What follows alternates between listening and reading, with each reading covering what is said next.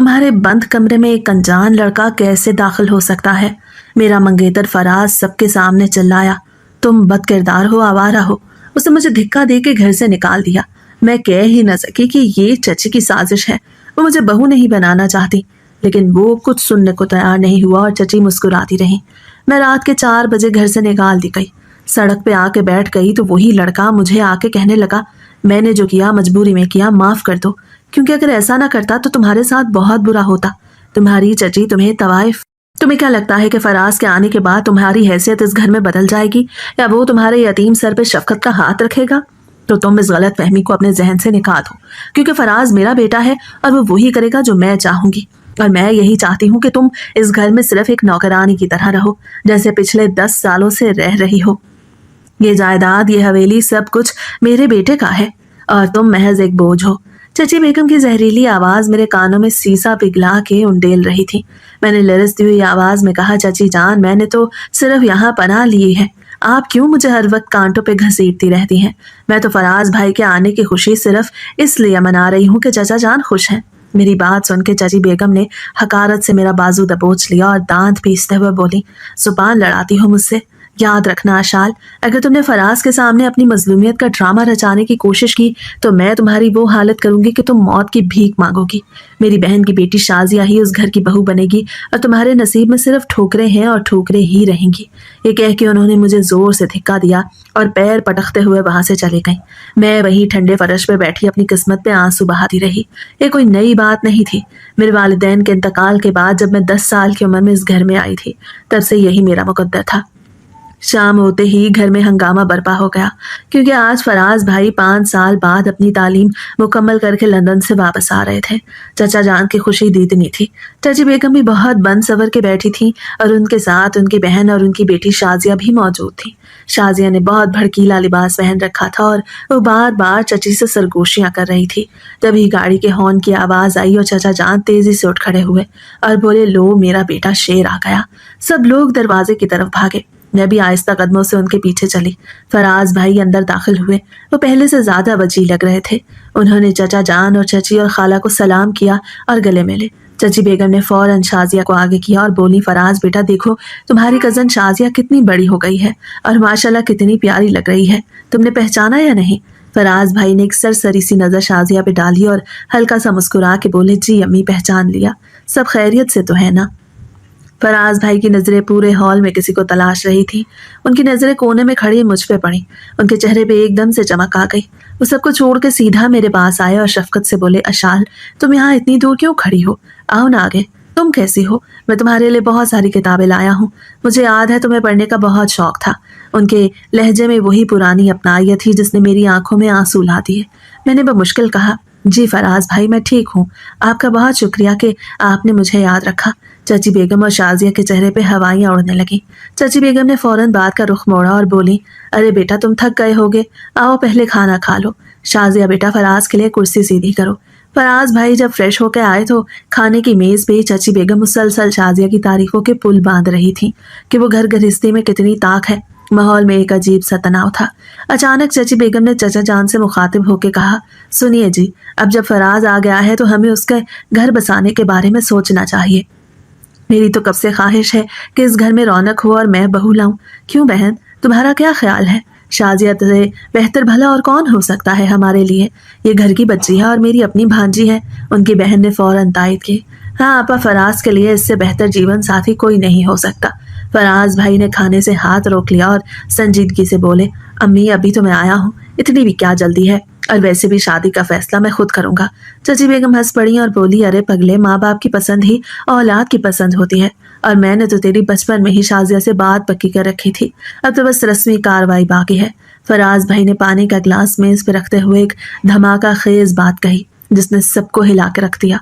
वो मजबूत लहजे में बोले, अम्मी, मैं आपकी इज्जत करता हूँ, मगर शादी मेरी सारी जिंदगी का मामला है और मैं अपना फैसला कर चुका हूँ और वो फैसला शाजिया नहीं है। मैं अगर शादी करूंगा तो सिर्फ अशाल से करूंगा, क्योंकि मैं उसे बचपन से जानता हूँ और पसंद करता हूँ। ये जुमला सुनते ही चाची बेगम के हाथ से चम्मच गिर गया और शाजिया का मुंह खुले का खुला रह गया। चाची बेगम का रंग गुस्से से सुर्ख हो गया। वो तकरीबन चीखते हुए बोली, ये तुम क्या कह रहे हो फराज? ہوش میں تو ہو؟ اس یتیم لڑکی سے تم شادی کروگے جس کے نہ ماں باپ ہیں، نہ کوئی ڈھنگ نہ سلیقہ؟ میں ایسا کبھی نہیں ہونے دوں گی۔ تم نے میری بھانجی کو چھوڑ کے اس کا نام کیسے لیا؟ فراز بھائی اپنی جگہ سے کھڑے ہو گئے اور سخت لہجے میں بولے، امی خبردار، جو آپ نے ارشال کے بارے میں ایک لفظ بھی غلط کہا۔ وہ میرے چچا کی بیٹی ہے اور اس گھر کی عزت ہے۔ یتیم ہونا کوئی گناہ نہیں۔ میں اپنا فیصلہ نہیں بدلوں گا۔ اگر بابا آپ کو اعتراض نہیں تو میں چاہتا ہوں کہ جلد از جلد میرا اور ارشال کا نکاح کر دیا جائے۔ چچا جان بھی اٹھ کھڑے ہوئے اور نم آنکھوں سے بولے، مجھے تم پہ فخر ہے بیٹا، تم نے میرے دل کی بات کہہ دی۔ میں بھی یہی چاہتا تھا۔ بیگم، تمہیں اعتراض نہیں ہونا چاہیے۔ چچی بیگم نے جب دیکھا کہ باپ بیٹا دونوں ایک ساتھ ہیں اور ان کی دال نہیں گل رہی تو انہوں نے فوراً پینترا بدلا اور چہرے پہ ایک مصنوعی مسکراہٹ سجا لی۔ وہ نرمی سے بولی، ارے میں تو بس دیکھ رہی تھی کہ میرا بیٹا اپنی بات پہ کتنا قائم رہتا ہے، ورنہ مجھے ارشال سے کیا دشمنی ہو سکتی ہے؟ اگر تم دونوں کی خوشی اسی میں ہے تو میں کیا کہہ سکتی ہوں؟ مجھے منظور ہے۔ شازیہ روتے ہوئے وہاں سے بھاگ گئی اور ساتھ ہی خالہ آواز دیتی ہوئی اس کے پیچھے لپکی۔ چچی بیگم نے مجھے گلے لگایا مگر ان کے بازوؤں کی سختی مجھے بتا رہی تھی یہ صرف ایک دکھاوا ہے۔ اس رات چچی بیگم میرے کمرے میں آئی اور انتہائی محبت بھرے لہجے میں بولی، اشال بیٹا، کل تمہاری منگنی کی رسم ہے۔ میں چاہتی ہوں تم سب سے پیاری لگو، اور ہاں، آج رات جلدی سو جانا۔ میں تمہارے لیے بادام والا دودھ بھجوا دوں گی، اسے پی لینا۔ ان کا لہجہ اتنا میٹھا تھا کہ مجھے کوفت ہونے لگی۔ مجھے سمجھ نہیں آ رہا تھا کہ وہ اچانک اتنی مہربان کیوں ہو گئی ہیں۔ میرے وہم و گمان میں بھی نہیں تھا کہ یہ مٹھاس اصل میں وہ جال ہے جس میں مجھے پھنسایا جا رہا ہے۔ میں نے چپکے سے وہ دودھ کھڑکی سے باہر کیاری میں گرا دیا اور خالی گلاس میز پہ رکھ کے لیٹ گئی تاکہ انہیں شک نہ ہو کہ میں ان کی دی ہوئی چیز استعمال نہیں کر رہی، مگر نیند میری آنکھوں سے کوسوں دور تھی۔ گھر میں عجیب سی ہلچل تھی جو رات کے اس پہر بھی تھمنے کا نام نہیں لے رہی تھی۔ میرے کمرے کے ساتھ ہی چچی جان کا کمرہ تھا جہاں سے مجھے دبی دبی آوازیں آ رہی تھیں۔ میرا ماتھا ٹھنکا کہ ضرور کوئی کھچڑی پک رہی ہے۔ میں دبے پاؤں بستر سے اٹھی اور کان دیوار کے ساتھ لگا کے سننے کی کوشش کرنے لگی۔ وہاں چچی بیگم اور ان کی بہن یعنی شازیہ کی ماں سرگوشیوں میں باتیں کر رہی تھیں۔ ان کی باتوں سے مجھے کچھ الفاظ سنائی دیے جن سے میں پیسوں کا لین دین اور کسی عورت کا ذکر تھا۔ چچی کہہ رہی تھی کہ بس 2 دن کی بات ہے، پھر یہ کانٹا ہمارے راستے سے ہمیشہ کے لیے نکل جائے گا۔ اس کے بعد اس گھر کی حکمرانی صرف ہماری ہوگی اور شازیہ ہی اس گھر کی مالکن بنے گی۔ یہ سن کے میرے پیروں تلے سے زمین نکل گئی۔ مجھے سمجھ آ گیا کہ وہ میری شادی کی خوشی میں خوش نہیں ہے۔ خوف کی ایک سرد لہر میرے وجود میں دوڑ گئی۔ میں کانپتے ہوئے واپس اپنے بستر پہ آ گئی اور اللہ سے دعا مانگنے لگی کہ وہ میری حفاظت کرے۔ مجھے نہیں معلوم تھا کہ وہ کس عورت کی بات کر رہی ہیں اور میرا انجام کیا ہونے والا ہے، مگر میرا دل گواہی دے رہا تھا کہ کچھ بہت برا ہونے والا ہے۔ اگلی صبح جب میں کچن میں ناشتہ بنا رہی تھی تو گھر کے پچھلے دروازے سے ایک اجنبی لڑکا اندر داخل ہوا۔ اس کے کپڑے میلے کچیلے تھے اور چہرے سے وہ کافی غریب اور ضرورت مند لگ رہا تھا۔ اس کی عمر شاید 20-22 سال ہوگی۔ وہ سہما ہوا ادھر ادھر دیکھ رہا تھا۔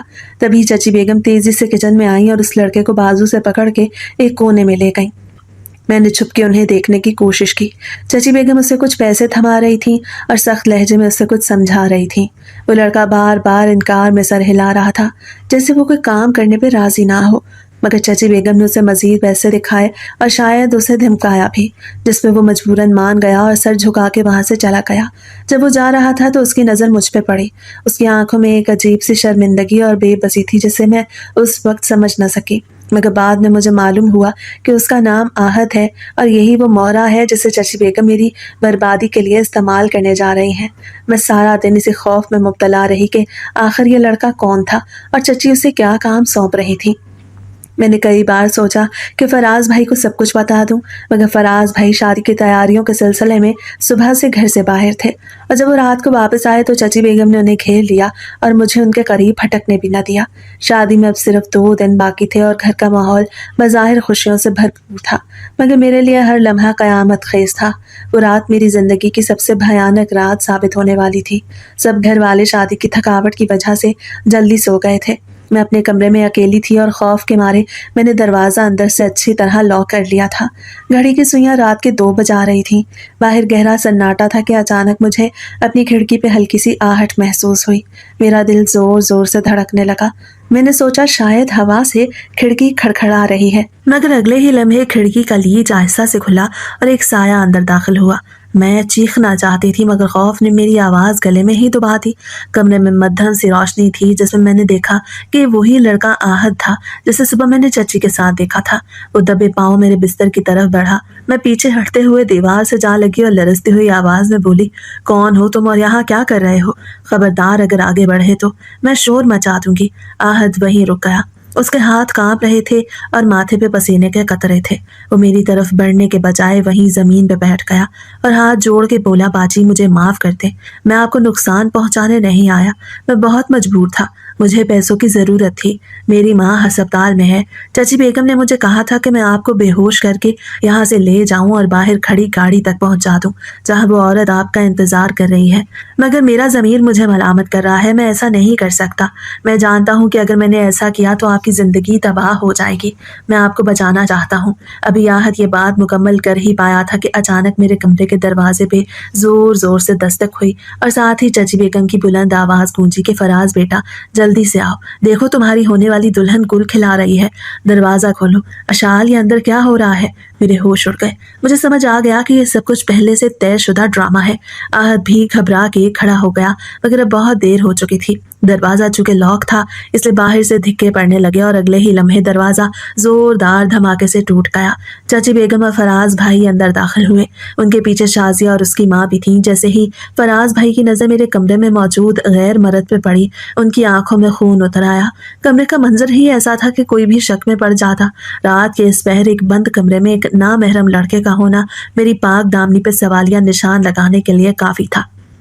आहत डर के मारे कोने में दुबक गया और मैं रोते हुए अपनी जगह पे मुंजमद हो गई। चाची बेगम ने सीने पे हाथ मारते हुए चीखना शुरू कर दिया, हाय मैं बर्बाद हो गई, मैं लुट गई। फराज देख लिया तुमने अपनी आंखों से? मैं न कहती थी कि इस लड़की के खून में खराबी है? ये देखो, ये मुंह काला कर रही थी, हमारी नाक कटवा दी इसने। शुक्र है शादी से पहले ही इसका असल चेहरा सामने आ गया, वरना हमारा तो खानदान ही डूब जाता। फराज भाई ने गुस्से में आगे बढ़ के मेरा बाजू दबोचा और मुझे झंझोड़ते हुए धाड़े कि आशाल, ये सब क्या है? ये लड़का कौन है और रात किस पहर तुम्हारे कमरे में क्या कर रहा है? बोलो, जुबान को ताले क्यों लग गए? क्या इसी दिन के लिए मैं तुमसे मोहब्बत करता था? तुमने मेरी मोहब्बत का ये सिला दिया है कि शादी से 2 दिन पहले तुम गैर मर्दों को कमरे में बुला रही हो। मैं रोते हुए उनके पैरों में गिर गई और कस्में खाने लगी कि खुदा की कसम फराज भाई, मैं बेगुनाह हूँ, मैं इस लड़के को नहीं जानती, ये खुद आया है। यकीन करें ये सब साजिश है, मुझे फंसाया जा रहा है। मगर फराज पे तो जैसे जनून तारी था। उन्होंने मुझे जोर से धिक्का दिया और मैं दूर जा गिरी। वो नफरत से बोले, बस करो, ये मगरमच्छ के आंसू बहाना बंद करो। मैं अपनी आंखों देखी मक्खी नहीं निकल सकता। अगर लड़का खुद आया था, तुमने शोर क्यों नहीं मचाया? दरवाजा अंदर से लॉक क्यों था? तुम्हारी खामोशी बता रही है कि तुम इसकी मर्जी में शामिल थी। तुम एक बदकिरदार और आवारा लड़की हो जिसने मेरे एतमाद का खून किया है। चाची बेगम ने जल्दी पे तेल छिड़कते हुए कहा, अरे बेटा, मैं तो पहले ही जानती थी कि इसके लक्षण ठीक नहीं है। ये अक्सर छुप छुप के फोन पे बातें करती थी। मैंने नजरअंदाज किया कि शायद मैं गलत हूँ, मगर आज तो इसने हद ही कर दी। शुक्र करो अल्लाह का कि इससे तुम्हें बचा लिया, वरना ऐसी गंदी मछली पूरे तालाब को गंदा कर देती है। अब खड़े क्यों हो? निकालो इस कलंक को अपने घर से। इस काबिल नहीं कि हमारे पाक घर में एक लम्हा भी रहे। शाजिया की माँ भी पीछे से लुकमा देते बोली, हाँ हाँ भाई, तौबा है ऐसी लड़कियों से जो भोली सूरत बना इज्जत लूटती हैं। फराज बेटा, अब सोचना क्या, धिक्के देके निकालो इसे। फराज भाई ने मुड़ के आहत की तरफ देखा जो थर थर कांप रहा था। फराज उसकी तरफ लपके मगर चाची बेगम ने बीच में आके आहत को भागने का इशारा किया और फराज को पकड़ लिया कि जाने दो इस कमीने को, असल कसूर तो हमारे अपने सिक्के का है जिसने इसे बुलाया। आहत मौका पाके वहां से खिसक गया क्योंकि ये भी मंसूबे का हिस्सा था कि उसे वहां से भगा दिया जाए ताकि कोई तफ्तीश ना हो सके। फराज भाई ने मुड़ के नफरत भरी निगाहों से मुझे देखा। उनकी आंखों में अब मोहब्बत नहीं बल्कि हकारत थी। उन्होंने मेरा हाथ पकड़ा और मुझे घसीटते हुए कमरे से बाहर लाने लगे। मैं चीख चीख के अपनी बेगुनाही का यकीन दिला रही थी। मैं चाची के आगे हाथ जोड़ रही थी कि खुदा के लिए सच बता दें, मगर उनके चेहरे पर एक फातिहाना मुस्कुराहट थी जो सिर्फ मैं देख सकती थी। फराज भाई मुझे घसीटते हुए मेन गेट तक लाए और दरवाज़ा खोल के मुझे बाहर सड़क पे धिक्का दे दिया और गरजते हुए बोले कि आज के बाद अपनी मनहूस शक्ल मुझे मत दिखाना। तुम मेरे लिए मर चुकी हो, जाओ दफा हो जाओ और वहीं जाके मुंह काला करो जहाँ से सीखा है ये सब। मेरे घर के दरवाजे तुम पे हमेशा के लिए बंद है। ये कह के उन्होंने जोर से दरवाज़ा बंद कर दिया। और मैं रात के अंधेरे में सुनसान सड़क पे अकेली रह गई। मेरे पास सिवाय अपने आंसू और सिसकियों के अलावा कुछ नहीं था। मेरी इज्जत, मेरा घर, मेरी मोहब्बत, सब कुछ एक ही पल में उससे छीन लिया गया। और मैं जानती थी कि इस बंद दरवाजे के पीछे चाची बेगम अपनी जीत का जश्न मना रही होंगी। गली में हू का आलम था और रात की स्याही मेरे खौफ में इजाफा कर रही थी। मुझे यकीन नहीं आ रहा था कि चंद लम्हों पहले जो मैं इस घर की होने वाली बहू थी, अब सड़क पे पड़ी एक भिखारन से भी बदतर हो चुकी हूँ। मेरे कानों में अभी तक चाची बेगम के वो अल्फाज गूंज रहे थे जो उन्होंने मेरी बर्बादी पे कहे, और फराज भाई की वो नफरत भरी निगाहें मेरे दिल को चीर रही थी। मैं थक हार के वहीं फुटपाथ पे बैठ गई और घुटनों में सर दे के फूट फूट के रोने लगी। मेरे पास जाने के लिए कोई जगह नहीं थी, ना कोई रिश्तेदार, ना कोई ठिकाना। मैं सोच रही थी कि अब मैं कहाँ जाऊंगी, क्या करूंगी। रात के इस पहर एक अकेली लड़की का सड़क पे होना मौत को दावत देने के मुतरातिफ था। सर्द हवा मेरे वजूद में पेवस्त हो रही थी, मगर मेरे अंदर की आग उससे कहीं ज्यादा शदीद थी जो मुझे जला रही थी। मैंने आसमान की तरफ देख के शिकवा किया कि अल्लाह, तू तो जानता है मैं पाक हूँ, फिर तूने मुझे इतनी बड़ी सजा क्यों दी? क्या यतीम होना मेरा जुर्म था या चची का एतबार करना मेरी गलती थी? अभी मैं इन्हीं सोचों में गुम थी कि अचानक दूर से एक मोटरसाइकिल की हेडलाइट की रोशनी मुझ पे पड़ी और वो मोटरसाइकिल मेरे करीब आके रुक गई। मैं खौफजदा होकर पीछे हटी और अपने दुपट्टे को अच्छी तरह खुद पे लपेट लिया। मेरा दिल जोर जोर से धड़क रहा था कि शायद अब कोई नया इम्तिहान दरपेश है। मोटरसाइकिल से उतरने वाला शख्स आहिस्ता आहिस्ता मेरी तरफ बढ़ा और जब वो स्ट्रीट लाइट की मध्यम रोशनी में सामने आया तो मेरे तन बदन में आग लग गई। ये वही लड़का आहत था जिसकी वजह से आज मैं इस हाल में पहुंची थी। उसे देखते ही मेरा खौफ गुस्से में बदल गया। मैं अपनी जगह से उठी और शेरनी की तरह उस पर झपटी। मैंने चिल्ला के कहा कि तुम यहाँ क्या करने आए हो? अभी कलेजा ठंडा नहीं हुआ तुम्हारा? तुमने मेरी जिंदगी बर्बाद कर दी, मेरा घर, मेरा वकार, मेरा रिश्ता, सब कुछ छीन लिया तुमने। क्यों किया तुमने ऐसा? कितने पैसे मिले थे तुम्हें मेरी इज्जत नीलाम करने के? बोलो, जवाब दो मुझे। मैं उसके गिरबान की तरफ हाथ बढ़ा रही थी, मगर वो खामोशी से सर झुकाए खड़ा था। उसके चेहरे पर नदामत थी, मगर मेरी आंखों में खून उतर आया। मैंने रोते हुए उसे बदुआएं देना शुरू कर दी कि अल्लाह तुम्हें गारत करे, तुमने एक यतीम का सहारा छीन लिया, तुम कभी खुश नहीं रहोगे, जाओ दफा हो जाओ यहाँ से, मुझे मेरे हाल पे छोड़ दो।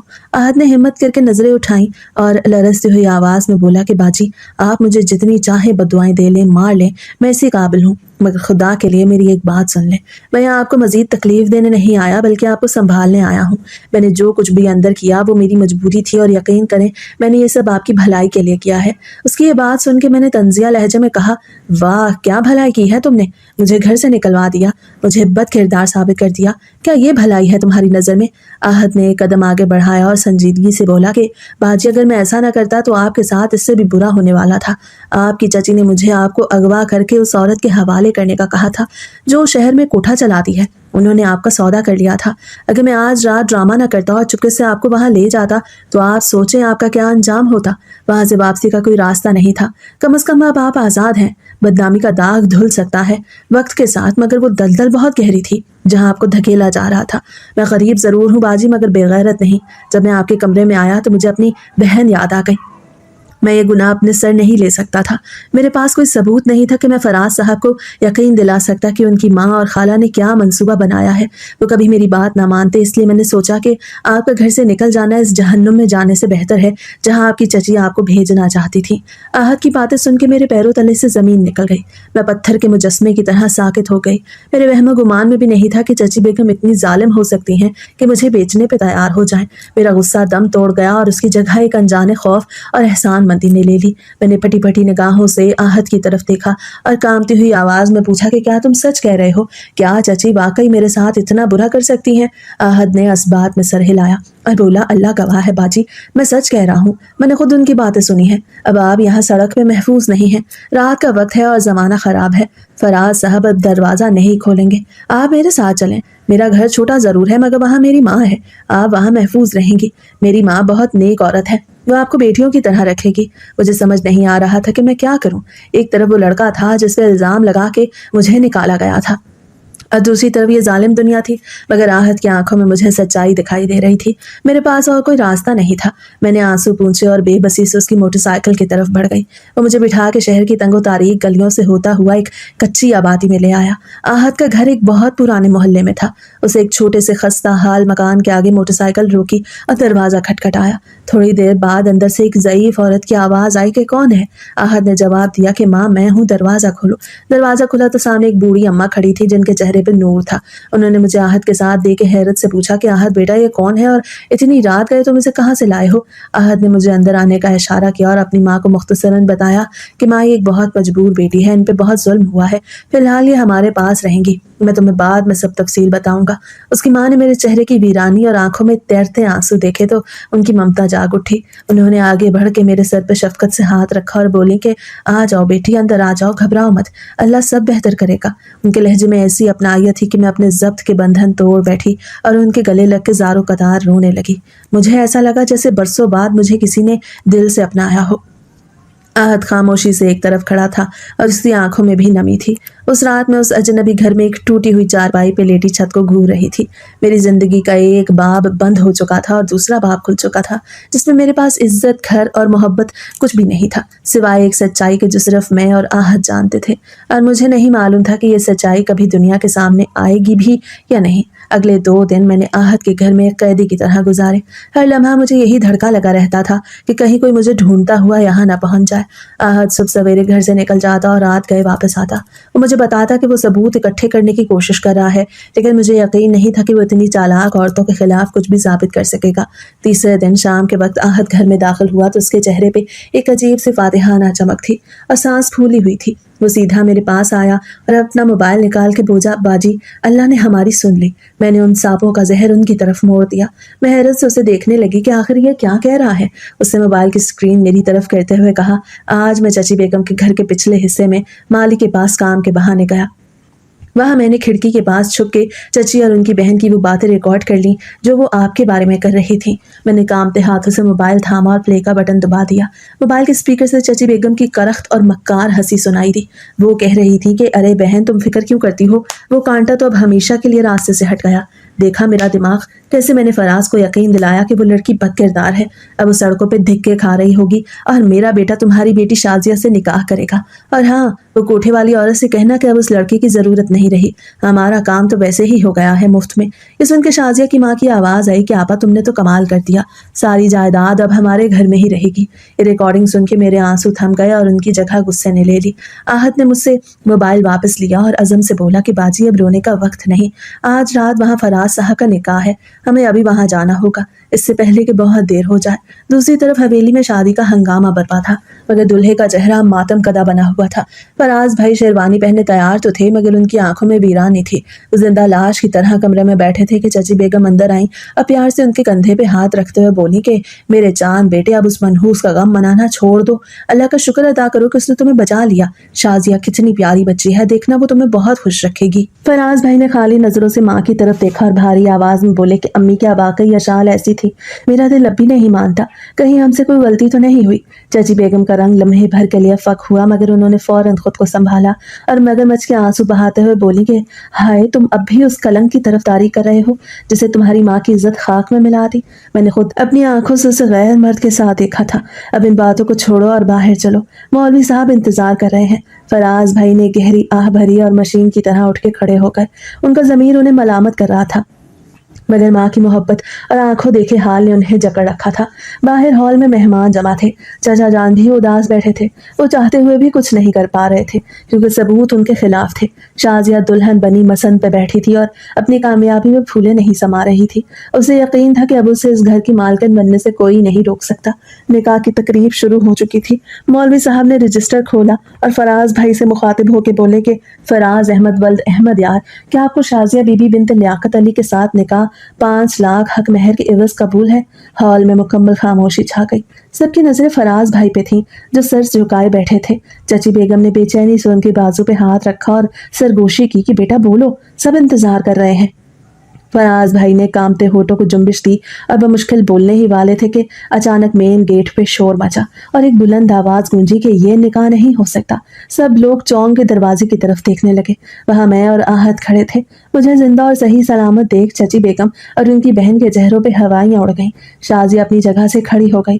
फराज भाई ने जब मुझे आहत के साथ देखा तो उनका गुस्सा फिर से ऊद आया। वो अपनी जगह से उठ खड़े हुए और धाड़ते हुए बोले कि तुम्हारी हिम्मत कैसे हुई यहाँ आने की, और वो भी उसी यार के साथ? क्या अभी बेहयाई का कोई तमाशा बाकी रह गया है जो अब भरे मजमे में करने आई हो? निकलो यहाँ से, वरना मैं भूल जाऊंगा कि तुम कभी मेरी कजन थी। मैं तो डर के मारे आहत के पीछे छुप गई। मगर आहद ने हिम्मत नहीं हारी। वो आगे बढ़ा और फराज भाई की आंखों में आंखें डाल के बोला कि फराज साहब मार लीजिएगा, मुझे जान से मार दीजिएगा, मगर खुदा के लिए सिर्फ 2 मिनट मेरी बात सुन लें। आप जिसे सच समझ रहे हैं वो सबसे बड़ा झूठ है। ये कह के उसने जेब से अपना मोबाइल निकाला और उसे स्पीकर पे लगा के सबसे ऊंची आवाज में वो रिकॉर्डिंग चला दी। हॉल में चाची बेगम की आवाज गूंजने लगी। हर जुमला किसी बम की तरह वहां मौजूद लोगों के कानों में फट रहा था। अरे बहन, वो कांटा तो निकल गया, जायदाद हमारे घर में ही रहेगी। फराज को कैसा बेवकूफ बनाया। रिकॉर्डिंग चलती रही और हॉल में मौत का सा सन्नाटा छा गया। फराज भाई का हाथ जो मुझे मारने के लिए उठा था वही हवा में मुअल्लक रह गया। उनका चेहरा गुस्से, हैरत और नदामत के मिले जुले तासुरात से सुर्ख हो रहा था। चाची बेगम और उनकी बहन बुत बनी खड़ी थी। उनके पास अब बोलने के लिए कोई लफ्ज नहीं था, क्योंकि उनकी अपनी आवाज ने ही उनका भांडा फोड़ दिया था। रिकॉर्डिंग खत्म हुई तो आहद ने मोबाइल बंद किया और भर्राई हुई आवाज में बोला कि साहब, मैं गरीब जरूर हूँ, लालची भी बन गया था, मगर जब उस रात बाजी के कमरे में गया तो मेरा जमीर जाग गया। मैं उन्हें अगवा नहीं कर सका, इसलिए मैंने वो ड्रामा रचाया ताकि ये घर से निकल जाए और उस बड़ी तबाही से बच जाए जिनकी अपनी चची ने इनके लिए तैयार की थी। अब फैसला आपके हाथ में है। हॉल में छाए हुए मौत के सन्नाटे को चचा जान की गरजदार आवाज ने तोड़ा।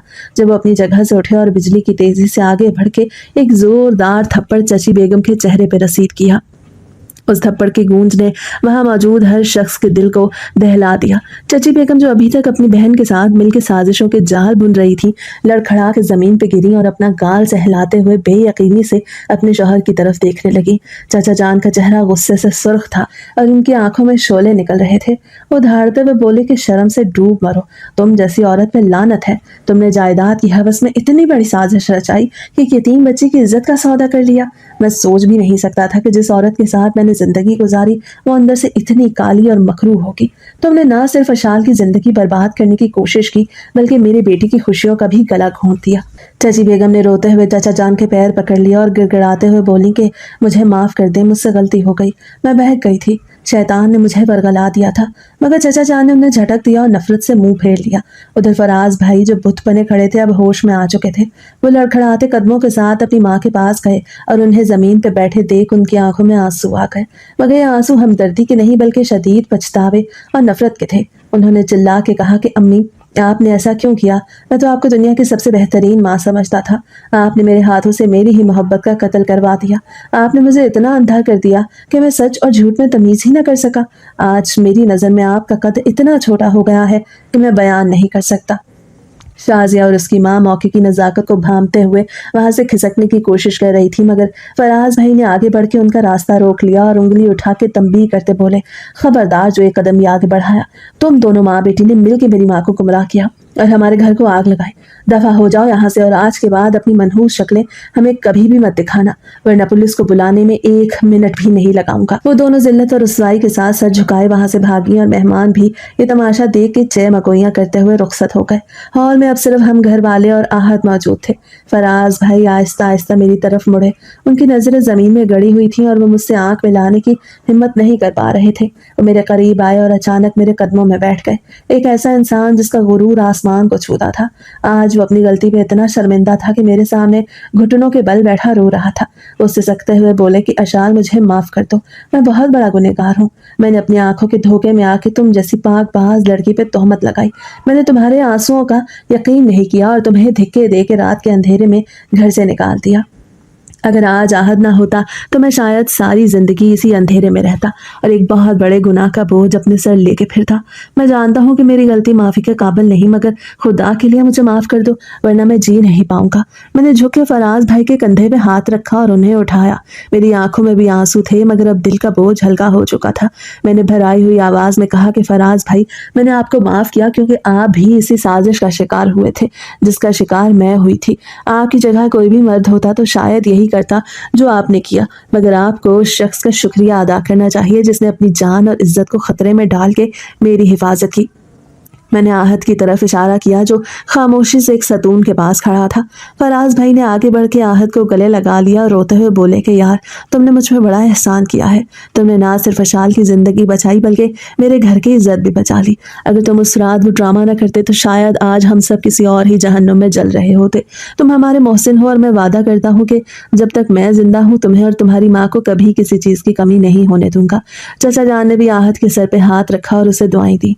उसी रात उसी मंडप में जहाँ शाजिया के साथ फराज का निकाह होना था वहाँ मेरा और फराज का निकाह हुआ।